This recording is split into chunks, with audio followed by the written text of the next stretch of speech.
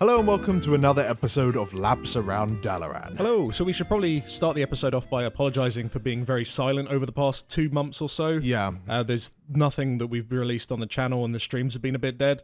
So yeah, we apologise for that. A lot of you did message us over on Twitter and on Discord saying, what the hell's going on? Are you guys still alive? Yes, we are still alive and we are back. Yes. What have we been doing over the past 2 months? Well, of course, quite a few people were concerned because, of course, our previous guild, Nova, did disband, but we actually left them before the disband even happened. As soon as we killed Argus in late December, we decided that the 7-day-a-week thing wasn't particularly working for us 100%.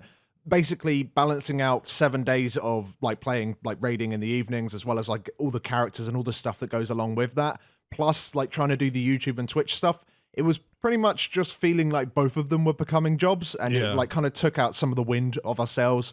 So we've decided that instead of that, we're going to cut down to 3 days. So we've made our 3-day-a-week guild now, which of course took a very long time, much longer than I expected it to do. But now it's all up and running. It's called Any Hungry, which is garbage, but there we go. And yeah, we're having so much fun with it. We're playing with a lot of people that we played with in the past, and as well as some new faces. I guess notably, one of them is Mike from Preach Gaming. Yeah. He's decided to join us, which is absolutely fantastic. The environment in the guild is awesome. Really, really enjoying it. And super excited for the next expansion.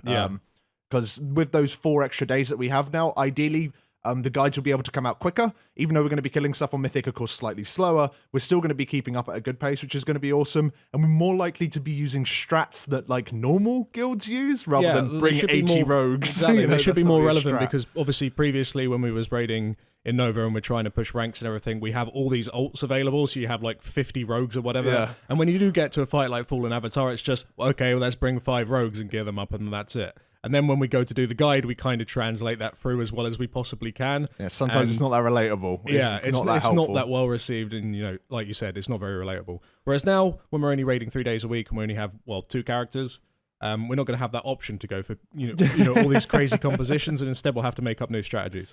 So yeah, it's good. It's very exciting, and we're really looking forward to get on with some BFA content. But before we start doing our Battle for Azeroth alpha coverage, I thought it'd be nice just to do a Laps episode, just putting Legion to bed, putting the nail in the coffin. Legion's been huge, man. It's been such a nutty expansion. It's been a large expansion. There's been a lot of changes. I mean, right from the outset, of course, there was huge class changes to start off with. The whole AP system, legendaries. But before we get into the individual subjects, on the whole, what did you think about Legion? Did you enjoy it? I think it was overall a solid expansion. Yeah, there's some bad parts to it, and some parts that it really felt that they probably should have fixed when people told them it was going to be an issue months in advance. Yeah. But generally speaking, I've enjoyed my time with this expansion, even through its frustrations and through its downfalls. It's been a very different expansion, which has been nice. It's very different from Warlords, because me and you have gone on record saying we really like Warlords, which is what? You have no taste. But we really like Warlords just because of how nice the raiding content was. Oh yeah, everything in Warlords was absolute garbage apart from the raids. Yeah, the actual bosses in the raids. There was even problems with the raids themselves because there was about 2 calendar years apart between each fucking raid tier. Yeah, I mean, that's a really good point. How many times in the past have people complained about the gap between raids and the gap between the last raid and then the expansion release? That's been pretty much a consistent complaint since fucking TBC. Yeah. People have always complained about it, and Legion, I think, has been the first expansion where I don't think I've heard anyone complain. There's been very few complaints, at least, that things have been too slow. Yeah. There's been complaints that's coming out too fast. And I mean, we were part of that. Right at the start, we were part of that. And I think it was justified. Really, TOV, I'd say, did come out too quickly in comparison to Emerald Nightmare, and it might have been a bit of a knee-jerk reaction just because of how quickly everyone got through Emerald Nightmare, because they kind of fucked up the scaling, especially on the last boss, which pretty much didn't function. In terms of being a difficult encounter for you to do. You got Cenarius and you got Xavius for free, pretty much. So it might have been okay, quickly give them something else to do, give them TOV, and then when you got to TOV, you weren't necessarily ready for it, and especially in terms of your artifact power. I don't know if you remember That's having an entirely different subject. There's so much to talk about with that one. Yeah, you had to grind out those 35 levels to try and do Mythic, but I think because it came out a little bit too quickly, you weren't ready for it. Exactly, and it caused the whole thing where you're farming more souls 8 hours a day, and you wanted to die. Whereas that you never had that issue before ever, so it's kind of crazy how quickly they have managed to get content out, and considering how quickly they have got the content out, it's been very good quality, I'd say.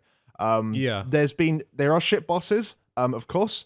Some of them because they don't function, like Xavier. Some of them because they're really forgettable, like Ursok and Varamathras. I think are really quite boring bosses. Yeah.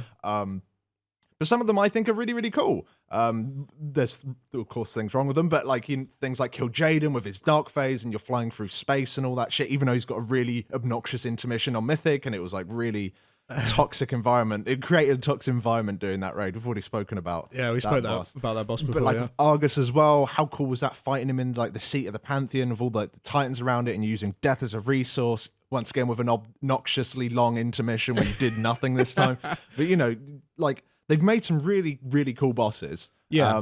But one thing I would say, and maybe I don't speak for both of us here, but I still think, I mean, it might just be the rose-tinted goggles here. Yeah. But looking back into Warlords, there were still just some bosses, namely Fogar, Black Hand, Hans and Franz, Gore Fiend. It's just those 4 bosses in particular all stand out as just absolutely insane bosses. And I don't think there's really been a boss this expansion where I just think, oh, that was amazing. Hans and Franz, I've got to pick you up on this because I'm pretty sure listeners at home right now will be like, oh, okay, Black Hand. Oh, yeah, Operative Foe got Hans and Franz. What? Okay, so Hans and Franz on Mythic was absolute garbage. It was okay. There was so much potential with those smart stampers. Like, they could have done something amazing with it, and they just made it shit. It was just stack up and move around the room slowly. Yeah, I suppose. Like, that sucked. However, on Heroic, it was a great fight. It was a good fight, yeah. No, I get you that. Especially how it used the whole like idea of being you got in a fucking big foundry stampers and coming stuff. from the ground. These Yeah. Pop-Tarts going along the thing that you have to dodge and shit. It was amazing. It was a good fight, yeah. Super cool fight. Maybe I can see what you're saying if you're looking at like maybe rock star fights, if that makes sense. You know, like really exactly, yeah. fights that you're going to remember 2 expansions from now and go, oh, that was amazing. I really like that fight. And generally speaking, most people would have loads of disagreements about instances and stuff like, oh, I hate that fight. Oh, I love that fight. But generally speaking, people are just like, yeah, that's really cool. Like, I mean, everyone kind of agrees. There's always someone that disagrees, but they're just wrong with those fights. Your just opinion wrong. is wrong. Yeah. No, there are still those bosses that are kick ass, and loads of people go, oh yeah, I remember that boss. Like I remember all the cool things about it. I mean, that's not to say that like everything about Warlords was great. I mean, we still had Kilrog Deadeye. We still had Hellfire Assault. Yeah. So, you know, I'm not saying that Warlords raiding was necessarily perfect. Or better, maybe. Or better. I don't know if it was. I mean, to me, it feels better, but I don't know if it actually is because, again, we're still kind of in the nitty gritty of this expansion, though, as well. So we can't really look back at it as much. Yeah. Like, especially with in a this year's time, maybe I'll think completely differently because I'll Yeah. look back at it with a different perspective. Yeah. But yeah, right now, I just feel like Legion. I don't know. I'm finding a word to describe it. It's almost like it's tame. Right, okay. They've gone with just like, you know, sort of, they didn't try and do anything unique with any of the bosses necessarily. And I know that's really difficult with a game that's been going on for 14 years. And they are kind of limited in what they can actually do with the bosses. You know, they don't have an endless amount of abilities and mechanics at their disposal. They do have to reuse some shit eventually. And I understand that. And I love it and I still play it. But I just felt like they didn't really try and do any new things apart from maybe with ENR. But even then, like, I don't think they really executed that very well. Well, a lot of the bosses that you've been naming, at least, certainly have very strong visual, like, tie-in sort of thing. Like the whole idea of, you know, the trains on Thogar coming along and one-shotting you. That's just the same as loads of bosses that have one-shot mechanics, you know. But they're not fucking trains. But they're not trains. So maybe... like the thing is, I think they've done like some really cool things, like, such as I said with the whole Argus thing, where you're like, you know, dying and using that as a resource and all that kind of stuff. And to be fair, I think like Iminar is a great encounter actually. What, the bridge boss? Yeah, bridge boss. I think that's probably one of the best bosses they've done this expansion. Really? I'd also say that Star Augur was a really good. Star Augur was beautiful. That was a lot to do with start. visuals again. Yeah. It just looked fucking insane. I actually really enjoyed doing that fight for the first time, especially because it felt like it was killing it before it should have really died because of the amount of random stuff we had to do, like bringing 2 healers and bringing 3 shadow priests that bloodlusted outside of the instance so that the rest of the raid could bloodlust and they could have bloodlust for the last phase, like cheesy things like that. That was really fun. I did enjoy that kind of stuff. So yeah, our personal thing with that fight maybe was really strong, but then you look at other guilds and you even made a montage that got linked on Reddit at some point, where it's just nothing but hell. Like the amount of guilds that fought over that fight because someone was just shit with the marks and stuff like that. So I don't even know if that is a good boss, but it's definitely like a favorite boss of mine. I enjoyed it for whatever reason. But, I mean, I don't want to come across as negative. I do honestly think that the content throughout the whole of Legion and all the raids was pretty decent. Emerald Nightmare was a bad start for sure, because it was just undertuned. We've already spoke about this a million times. Well, it was like impossible to tune. But it was for, really difficult to tune for, exactly, because of all the new features. I mean, that's probably quite a good way of segueing into all the legendaries and AP shit, which we'll do in a minute. But yeah, I just want to make that clear. I don't think Legion was shit at all with the raids. I did enjoy them, but even though ENR was shit, and I think quite a lot of people agree, especially when you've re-killed it a million times, ENR is a little bit shit. Yeah. But I almost would like to encourage Blizzard to keep trying to do new things like ENR. Yeah. Because eventually they will make a boss that just stands out and does become like a Thogar or a Gorefiend or something like that, where people always look back at it and think, that was fucking amazing. Because even if you do have shit bosses in a raid, such as like Blackrock Foundry, where it has fucking Darmak and Gruul, they're not necessarily shit fights, but they're not good fights by any means. You forget about them. Do you remember that furnace lady with the doggies? I just remembered. You remember the one before the hand What's her boss? name? I can't remember exactly. That's how forgettable she was.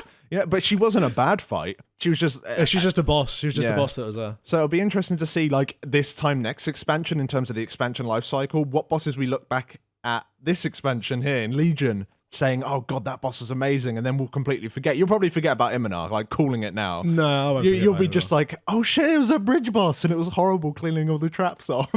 Yeah. But for sure, apart from the raids maybe being a little bit stale or a bit safe, stale is probably the wrong word. Yeah, I know what you're trying to say. Yeah, but then there were some bosses that were particularly good, but there weren't any, as you already said, any Rockstar ones. But one thing they definitely got right with the raids was the time in between them. Having the raids spread out like this is absolutely perfect. Having these annoying gaps of months or years in some cases is really, really shit. I really hope Blizzard continues to release the raids at this pace going into next expansion. But the thing is, if they're going to be releasing the raids at this pace, I think they need to look at the other sort of features in the expansion, because of course there was that big thing, especially in Nighthold, of burnout. Yeah, and so I think that, of course, we talked about that towards the time. Yeah, about so what sort of caused just to it. go over it briefly, the main issue with that was the whole AP system. Yeah. So when the expansion was first released and people were farming up their AP to improve their artifact weapon, to start off with, every single trait you got within your weapon, especially gold traits, were absolutely huge. Yeah. It wasn't like just getting one extra concordance point like which you get now. It was a massive DPS or just a general increase to your character. So getting AP early was incredibly important. So you'd have people farming like fuck through Emerald Nightmare to try and get their traits as high as they possibly could, and then they suddenly got to Xavius and realized, we didn't actually need to do that because this boss is shit. We needed it for Scenarios. Scenarios was quite That's true, tight. you needed it for Scenarios. And then, of course, you needed to farm again going into TOV, which most people didn't do. They just played sort of at a level where, you just log in every day, do your emissaries, and that's about it. Like a Mythic normal Plus or player two. would do. Yeah. Maybe do Mythic Plus here and there. And then when TOV came out, you were probably, around 30 traits, maybe 32 traits, something like that. You suddenly get to Gorm and you realize, shit, this is the first boss this expansion that's actually difficult and actually has a damage requirement. Yeah. And then maybe you just manage to squeeze past him in that first week or two. And you get to Helya, and then you're like, oh, fuck. The damage requirement in Phase 2 is actually insane. We kind of need 35. And that's when the first farm point came in.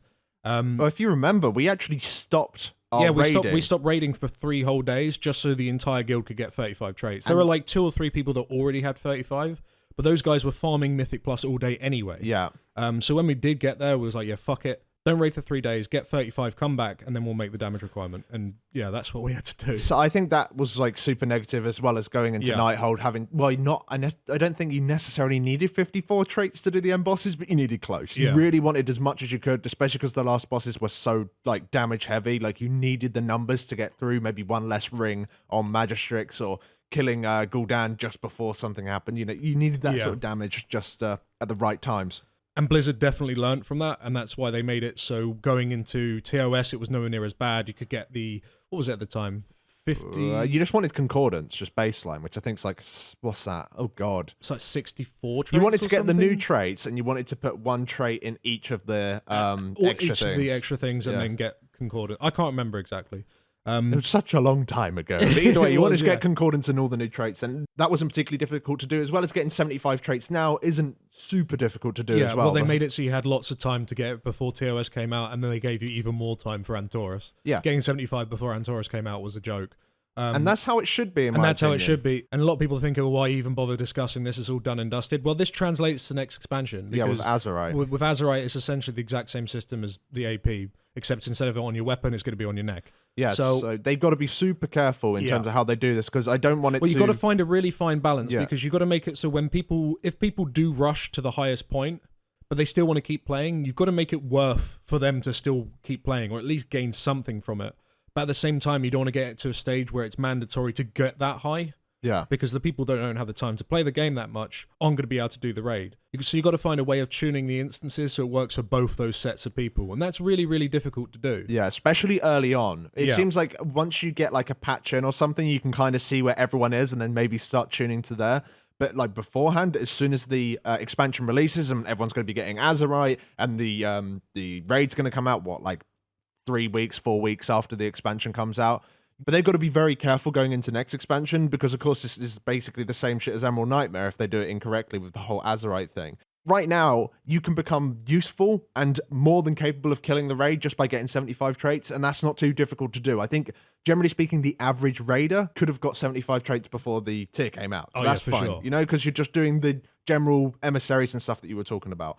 That needs to continue into the next expansion, even on the first tier, I think. Yeah. So even in that 4-week period, you've got to kind of get your character in a position where, you know, you don't need to farm a crazy amount to get like a super crazy break point, such as getting those 35 traits and getting that 5% damage increase. There shouldn't be that thing, or if there is that 5% huge like damage trait or output trait, you need to be able to get that easily so you don't have to like go crazy farming it, because I think the system right now is in a really good position, because if you want to go ham, you could have loads of concordance traits, and that is a big deal. You know, those extra things do add up, as well as the extra stamina or damage, I think, as healers as well. They get each time you put a point in your artifact, it gives you that extra survivability, and that's a really big deal. Like, people don't realize how like nice that actually is. Especially for Mythic Plus. Especially for Mythic Plus, and even raiding. You know, you fucked up, but oh well, because I farmed a shit ton, it doesn't matter. That extra little bit of health got me through it. It happens, you know?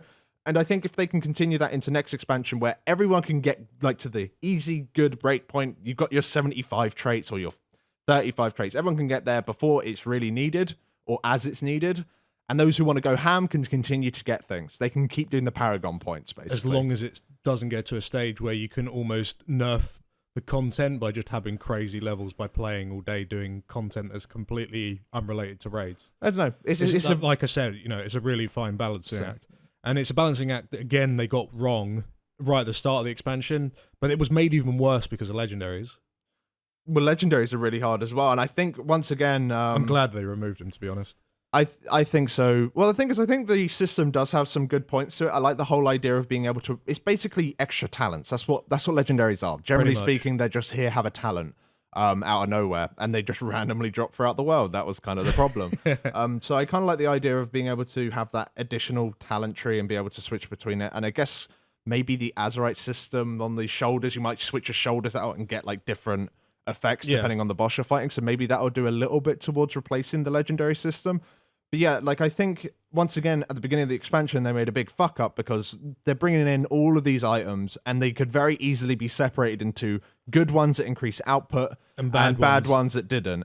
So and it was pointed out right from the very that. start. Yeah. I mean, you didn't need to be a genius to do it. I mean, we spoke about it with Ian on the Gamescom interview that we had with him. Yeah, it was just like, Pridus is terrible. Why do you want all the healing legs where you stand still? Like, well, we just pointed out that the difference in legendaries for all classes and all specs is gigantic. Yeah. The difference between the best one and the worst one is huge. As the expansion's gone on, they've tried to fix it. They did improve some of the shit legendaries. Well, things like Pridus and Zephyrs are some of the best. Pridus and Zephyrs is a biz for some classes now. So it's good that they managed to swap those around, but all they've done is just made it so some that were good are now bad and some that were bad are now good. You still have the same issue. The issue still exists. Especially for some classes. it's not as bad now, especially for people that have been playing the expansion as much as we have. We have all the legendaries now, so it doesn't matter. And you can buy them now as well. Like, getting legendaries is actually, you can be pretty quick. If you remember, they said right before the Legion came out that towards the end of the expansion, you'll be able to pick and choose what legendaries you want. Well, they kind of did. I mean, not maybe in the way that we all thought they would, but you can sort of choose your legendary now, kind of. Just by spamming just by spec, that's it. Yeah. It's still random. But I think the one thing that I'm really happy with going into BFA in comparison to Legion. This ties in with both AP and Legendaries, I suppose, with Legendaries being removed and AP being put on a neck that is like class bound rather than spec bound. Is that you're going to be able to switch so much more often now and become more useful. Yeah, Especially as a triple DPS class, so something like a hunter or as a rogue, Mage lock, having like you being in a position where you're locked into one of your three things, and if you wanted to do anything else, you'd need to put a ton of effort into it. Otherwise, you'd be like at a massive disadvantage. Kind of sucked because there were some fights where I want to play fire because there's loads of mobs all over the place, and I want to spread all my fucking ignites all over them. And then I'm kind of surprised that Blizzard even allowed that to be a thing to start off with. Yeah, it they just should seemed have like shared a huge oversight. And they're like, oh, eventually you'll catch up with those other specs. And you kind of we don't want to eventually catch up. You just want it so they're all just as useful as each other. Mm-hmm. I don't know. Yeah, I think that was a bit of a disappointing thing. But next expansion, that's being fixed. Yeah. So thank God. It's interesting how they're kind of taking some of the features that kind of worked in Legion and trying to improve or change upon them. And I'm really thinking that they might be able to do it. I'm really I'm looking at it positively. I'm hoping that, well, the way I'm kind of feeling about Battle for Azeroth anyway, it's kind of like Legion Plus in terms of the way that they're kind of designing the expansion. There's no new killer feature, in my opinion. In terms of the war fronts, that doesn't particularly interest me. The island expeditions is kind of like, okay. It's kind of like a massive patch with new islands, a new level cap, and some sub-races. And I'm fine with that personally, because there's going to be new raids. That's cool. They're essentially just fixing all the problems that we sort of have with Legion. Well, what a lot of people have with Legion. Yeah. So yeah, I think it's good. I think, because Legion, in my opinion, is a good expansion. Hopefully the next one is just going, okay, all these things worked, all these things didn't. Let's bring over the things that worked or make them work and get rid of the things that didn't. And that's great. Like, looking into Mythic Plus especially, looking at some of the new 5-mans next expansion, it really looks like they're going to continue with this system and kind of design the dungeons maybe with more Mythic Plus in mind. Because I really think that Mythic Plus in Legion has been one of the killer features. I think there has been some issues with it, the whole idea of being able to farm more souls because it's the most efficient way for AP. That kind of sucked. But I think after they kind of fixed that stuff and they've introduced new affixes, got rid of affixes that didn't work, constantly gave us some new dungeons to work with and tried to balance them out with one another to make it so the dungeons that were at the beginning of the expansion are still fun and cool to do later in the expansion as well. And I love that because 5-man content, especially in Warlords, was so abandoned. It was so pointless. And some of the dungeons in Warlords were really cool as well. And if you didn't enjoy doing challenge modes, which a lot of people didn't, either because there wasn't a reward for it or they didn't like the whole way that the scaling worked on it, it was all a little bit weird. Mythic Plus is just so much more approachable, and I'm really glad that they're like continuing with their 5-man support. Yeah, for this stuff. I think Mythic Plus was a massive success. Of course, it did have its downfalls with some instances being much better than others when it came down to the AP grind. They fixed that. It was a complete oversight. It really should have been there from the start, but regardless, they did fix it eventually. And the fact that they, like you just said, that they brought new dungeons out as the expansion went on, that's something they haven't done for a very long time. It feels like it, yeah. I mean, did they do it in Myths? I don't think they even did it in Myths. I think you're right. Yeah, I can't remember any. So the last time they did it was Cataclysm. Yeah. So it's great to see that they're continuing with the 5-man support. I hope they do that as well next expansion, constantly bringing out new 5-mans. But you can even see how popular Mythic Plus is with the Mythic Plus Invitational. Yeah, the thing gets more views than the Arena tournament. Exactly, and it's World of Warcraft PvE races with 5-man content. Like, if you said that to me 3 years ago, and I'm like, well, personally, I would have said that's great. But I'm pretty sure the majority of people say, that sounds awful. But no, it's because the system has so much potential. And with another MDI coming out soon, I assume that the whole finals will probably end around Gamescom. There'll probably be a live final there, is my guess at least. It's going to be so cool, and so many more people are getting involved in it now. Like, some really big guilds are getting involved in making teams for it, like Method and stuff like that. And some of the strats they're pulling out is mind-boggling. It's amazing how people are still, even though the content is over a year old, they're still working out new strategies, new the best routes. way of doing it. It's so cool, and that just goes to show how much of a hit the system has been and how much better it can get as well. Like, I'm still on the fence with quite a few of the affixes. I personally hate Tyrannical and Fortified. I think it's a waste. Yeah, I think both of those are shit. I think they're boring. What they do, for me at least, is that they lock out some dungeons. Maybe it's because I'm not like a Mythic Plus pro in any means. Like, there's still some dungeons where I'm just like, if you show me Blackrock Hold on any key, any week, I'm like, I don't want to do it. Even if it's a good dungeon now, I don't know. I just don't want to go there. So there's so many, and I don't do super high keys. So maybe Fortified and Tyrannical are really cool in that sort of really high-end space. But it feels like it's a wasted affix slot. I think it would be cooler to have something else there where it actually does something. Because at the moment, if it's fortified, I don't really want to go to that particular key. Like Lower Kara, I don't want to go there if it's fortified. The instances already scale by themselves. Yeah. Just by adding, increasing the key number, you're essentially adding both fortified and tyrannical. But the fact that there's also fortified and tyrannical on top of it, it does seem like a wasted affix. Yeah, that's what I'm thinking. Maybe just throw something else there. Yeah. Throw like either a little bit teaming or and whatever. of course people are going to go much higher keys as a result. Yeah. But that's fine, whatever. Cool. It doesn't matter. Yeah, that's great. Well, with the removal of tyrannical and fortified, if you were to remove them, maybe just generally up the base of the entire dungeon to kind of make up for the fact that the keys are slightly easier because you haven't got fortified or tyrannical there. I don't know. I think that once again, going back to the MDI, some of the key combinations they didn't have tyrannical and didn't have fortified. And for me, that was the most exciting runs. Yeah. Because it was just like, oh, they have like raging, teaming, and all this stuff. And I'm like, these do not mix. These are really you've bad never seen them affixes before, together. which makes them even more exciting. Exactly. So. And I think there's so many more combinations that they could do. And hopefully if they add new affixes in and hopefully remove affixes that don't particularly work, like in our opinion, such as fortified, tyrannical, explosive, that can fuck off as well, personally. Yeah, I explosive's hate that a bit all. boring, yeah. Well, it makes things harder and it does change how you play. And I think that's the whole idea of the affixes in the first place. But yeah, there's a lot of room, and I'm sure there's a whole episode of us talking about Mythic Plus and ways they can change it. But I'm so happy they brought that system in, and I really hope they continue to support it because it's great. Yeah. Some of the more minor features, I guess, from our point of view, that were brought into this expansion were, of course, world quests. I did want to brush on them briefly because, of course, they're continuing on the whole world quest feature into next expansion, as well as emissaries. And I guess you'll be getting the same sort of rewards. You'll get the Azeroth, and you'll be getting the equivalent of Order Hall resources or gold or bits of gear and stuff like that. What are your thoughts on world quests? No, I think they did a good job of world quests generally. It's nice again just to have more content to do outside raids. So I'm generally pretty happy with how they did world quests. The only thing that I sort of dislike about them is that, of course, inevitably you are going to end up doing the same world quest over and over again at some point. Yeah. Because there is only so many world quests within that pool. If they can increase that pool so you're less likely to see the same one, I guess that would be nice. Also, I think they really need to look at the rewards on some of them. Some of them would just be completely pointless. You'd look at it and be like, as an example, would be the Kirantor barrels.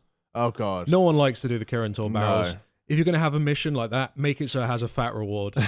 Because no one's ever going to do it. Well, one thing they could do with rewards maybe is that what I found at least is that as you play, and especially if you're playing one character a lot, some of the resources, like especially the Order Hall resources, became completely worthless. You'd just sit there with like 100k resources, and it's just like, go and do this, like kind of random task and get like 30 resources. If you remember that 200 resources. That happened early on in the expansion. Yeah. Everyone suddenly just, if you were someone that were doing the world quests every single day Yeah. and just doing almost every single world quest that popped up, which a lot of people were doing, especially early on, like in Emerald Nightmare. Yeah. You get to a stage where you just have an insane amount of order resources. But that's kind of been fixed now because of the recruits that you can get in August, the ones that you can send off to improve your missions. There's just a giant dump of Order Hall resources. Yeah, and they cost so much. So a lot of people dump it into that. At least that's what's happened with my characters. One thing, though, that maybe they could do to fix that is make it so the missions, like all world quests, give a array of things. So they give a bit of gold, bit of resources, and a bit of Azerite power, because that's what will be next. A bit of Azerite. So each world quest kind of has very similar rewards. So they're all worth doing. So they're kind of all worth doing. And then you can actually go and pick the ones that you more enjoyed to do. I get the point you're making, but at the same time, what if you're someone that's looking for one particular thing? Right now on live, you can just choose to only do those world quests. No, I understand. Whereas sometimes it might feel that you're forced into doing every single one in order to get the AP. Also, it's kind of fun seeing a emissary pop up and it's got like 10 quests there, and you've got to pick the ones that are like, oh, I'm really after AP. Yeah. Let's see if I can make a route through the map to do the most efficient AP. You have to sit there and do like logistics on how you're going to travel. Get a giant whiteboard up, just draw lines all over it. Complete waste of time. But Is there an add-on for that? There must be an add-on for that. There probably is. But I do feel that there might be some sort of wiggle room to make it so that the rewards from the world quests are kind of always worth doing if you can be bothered to go and do them. How much the world quest rewards were worth has definitely varied throughout the expansion. Yeah. I mean, now I guess if you're at the stage where you've killed Argus, then they're worth 0. Well, I don't do them anymore. I still do them. I've kind of stopped doing them. I still do every the now and then, emissaries. if I'm bored, I'll go and do an emissary, which is kind of nice. It's something to do. Like, don't get me wrong. I think the world quest system is good. I think they've done well by bringing it in, and I still enjoy doing them occasionally. It's going to be interesting to see what they do as the emissary rewards for next expansion. Yeah, because the big driver behind doing emissaries was legendaries. Yeah. So without that carrot on a stick, they have to replace it with something. So maybe you'll get way more Azerite, or maybe the items you actually get from the emissaries will be useful. The things you get from the boxes is like have an 870 green, and it's like, I want to die. Thanks, so you Blizzard. can make a boosted character with the same gear. Yeah, I have no idea why they never really updated the armor that you get from it at the same rate. It always felt the World Quest was super stingy with their actual item They rewards. should put relinquished items in there. Yeah, that would be cool. That would have worked. But going forward with World Quest and emissaries, I think it's going to be quite cool, especially the idea of having 2 different islands. You've got like a Horde Island and an Alliance Island. When you get to max level and you can do World Quests on the new island, it's going to feel quite fresh, especially if you only level as one faction. So yeah, I think that's going to be quite neat. And it'll be interesting to see the small changes that they need to make it work in Battle for Azeroth. Like, what is the point of doing them now? It's going to be interesting to see what the new carrot is. Now, moving away from World Quest, this is actually, I've just seen it on the notes now. We should have talked about this earlier when we were talking about raids. Yeah. Is how raid compositions have changed. Mainly to do with melee. Yeah, primarily with melee. So at the start of the expansion, well, even before the expansion came out, we expressed our worries with them introducing Demon Hunter as well as Survival Hunters now being a melee spec. Yeah.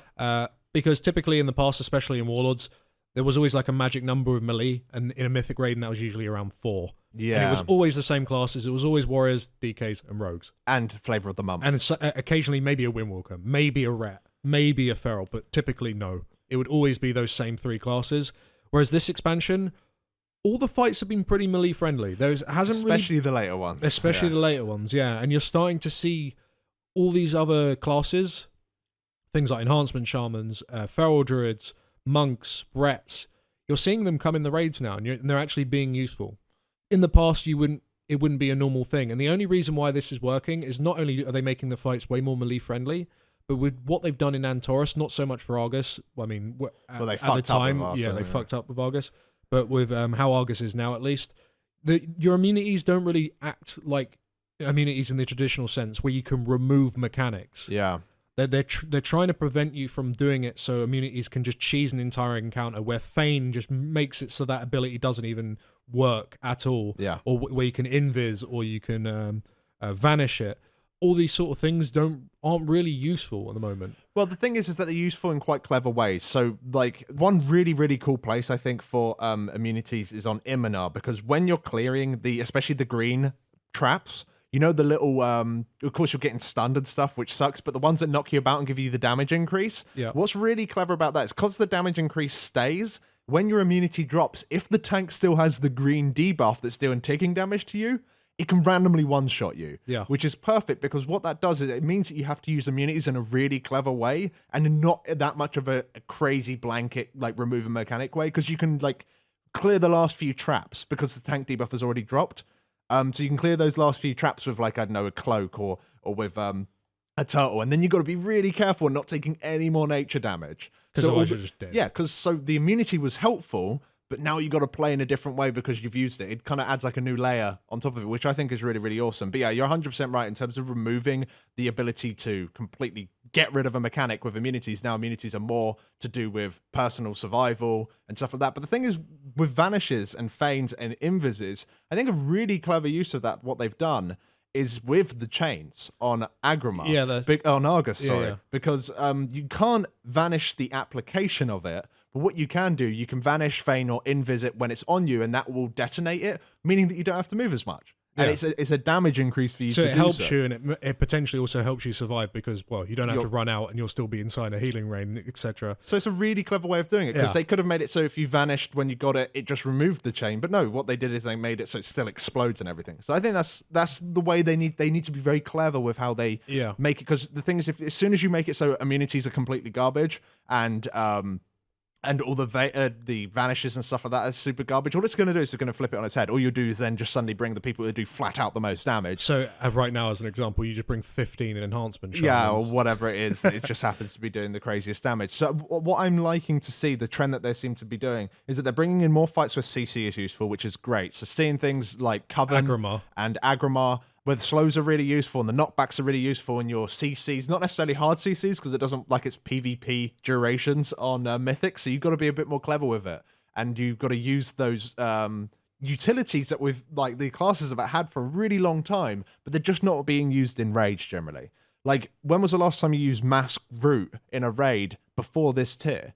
I can't really think of it off the top of my head. You know, it wasn't like that crazy good for it. No, it wasn't, no. Whereas now, it's really useful, but it's not mandatory, but it's really, really useful. So things on Coven where you can like pretty much solo CC an entire side of old men. And people use it in Agma as well. Yeah. Different strategies with the ads in Phase 2. So it's nice to see that sort of utility coming forward. They've used it quite a lot this tier. Of course, they don't want to overdo it because then, as we said, all you'd do is just bring a shit ton of mass roots and stuff like that, and then you'd have the same problem, but in the opposite way around.